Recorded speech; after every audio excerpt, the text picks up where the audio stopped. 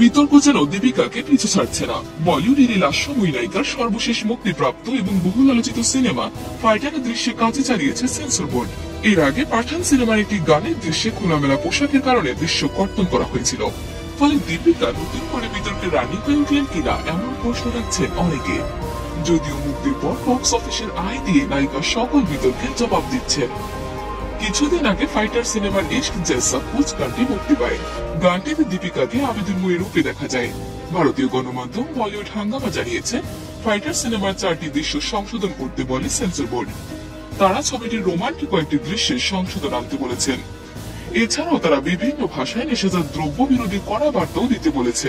গত 19 জানুয়ারি ছবিটি প্রেক্ষাগৃহে মুক্তির অনুমতি দেয় সেন্সর বোর্ড। পরবর্তীতে 25 জানুয়ারি ভারতের প্রজাতন্ত্র দিবসের দিন প্রেক্ষাগৃহে ছবিটি মুক্তি পায়। পাঠান খ্যাত পরিচালক সিদ্ধার্থ আনন্দ পরিচালিত ছবিটি 2 ঘন্টা 46 মিনিট দৈর্ঘ্যের। এই পরিচালক বর্তমানে ভারতের বাণিজ্যিক ছবির শীর্ষস্থানে রয়েছেন। গত বছর 25 জানুয়ারি মুক্তি পাওয়া তার পরিচালিত সিনেমা পাঠান প্রেক্ষাগৃহ থেকে 1000 কোটি রুপির বেশি ব্যবসা করে। অ্যারিয়াল অ্যাকশন ধর্মী সিনেমা ফাইটারে প্রথমবারের মতো জুটি বেঁধেছেন হৃতিক রোশন ও দীপিকা পাড়ুকোন। তারা ভারতীয় বিমান বাহিনীর ঊর্ধ্বতন কর্মকর্তার চরিত্রে অভিনয় করেছেন। এছাড়াও ছবিটির গুরুত্বপূর্ণ চরিত্রে দেখা যাবে অনিল কাপুরকে। সিনেমাটি ভারত পাকিস্তান সংঘাতের উপর ভিত্তি করে নির্মাণ করা হয়েছে।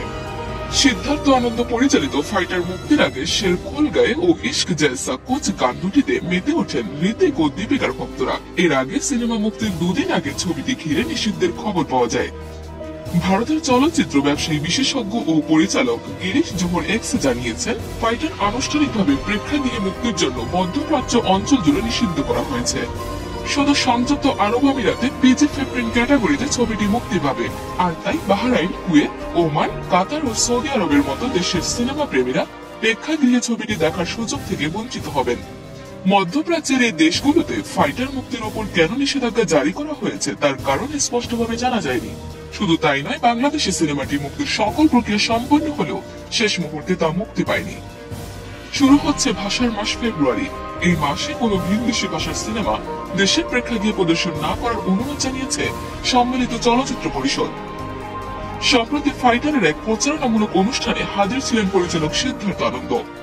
সেই অনুষ্ঠানে ভারতের সেন্ট্রাল বোর্ড অফ ফিল্ম সার্টিফিকেশনের নির্দেশ নিয়ে সিদ্ধার্থকে প্রশ্ন করা হলে তিনি বলেন, আমার ছবিতে কোনো দৃশ্যই জোর করে ঢোকানো নয়। ছবির গল্পের সঙ্গে সামঞ্জস্য রেখে দৃশ্যের শুটিং করা হয়। তবে আমরা এটাও বুঝি যে সেন্সর বোর্ডের কিছু দায়বদ্ধতা ও নিয়ম আছে। আমরা তাদের নির্দেশ মেনে কিছু দৃশ্য পরিবর্তন করেছি।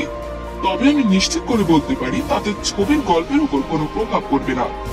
এদিকে ফাইটারকে ঘিরে নানা বিতর্ক উঠলেও বক্স অফিসে এটির সুবাতাস বইছে।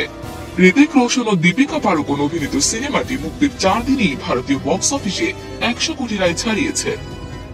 বক্স অফিসের হিসেব বলছে 25 জানুয়ারি মুক্তির প্রথম দিনে ভারতে 22.5 কোটি রুপি আয় করেছে ফাইটার। দ্বিতীয় দিনে আয়ের পরিমাণ আরো বেড়ে যায়। এদিন 39.5 কোটি আয় করে সিনেমাটি। শনিবার তৃতীয় দিনে আয় ফের কমে আসে, 27.5 কোটি রুপি ঘরে তোলে ছবিটি। আর চতুর্থ দিনে আয় করেছে 28.5 কোটি রুপি। সব মিলিয়ে 4 দিনই সিনেমাটি 100 কোটির ঘরে প্রবেশ করে। রোববার দেশের 31.56% সিনেমার বাজারে দখল রেখেছিল ফাইটার। ভারতীয় বক্স অফিসে 4 দিনে ফাইটারের আয় এখন 118 রুপি। বিশ্বব্যাপী 180 কোটির মতো আয় করেছে সিনেমাটি।